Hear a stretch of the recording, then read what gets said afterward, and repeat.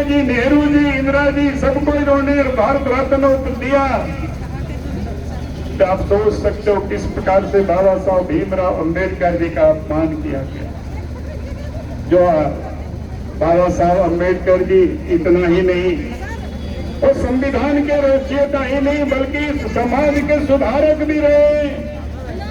और इसलिए देश में जब प्रधानमंत्री नरेंद्र मोदी जी बने तो बाबा साहब से जुड़ा हुआ ऐसे 5 जो स्थान है उसको उन्होंने विकसित किया। आज उसे 5 तीर्थ के रूप में जान जाते हैं। आज वे लोग चाह करके उसको देखते हैं, वहां से लोग प्रेरणा ग्रहण करते हैं। आज जहां लंदन में बाबा साहब अम्बेडकर जी रह करके पढ़ाई कर रहे थे, उस भवन को भी खरीद करके देश के प्रधानमंत्री नरेंद्र मोदी जी ने उसको भी तीर्थ के रूप में विकसित किया। दिल्ली में जहां रहते थे वहां भी उन्होंने विकसित किया। बाबा साहब का जो नागपुर में दीक्षा भूमि थी उसको भी विकसित किया।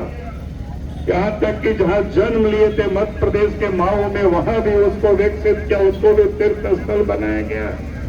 और साथ ही जहां पर उनका अंतिम क्रिया हुआ था, जिसको क्या कहते हैं, वो भी मुंबई के, वहां भी उसको 5 तीर्थ के रूप में उसको भी विकसित किया।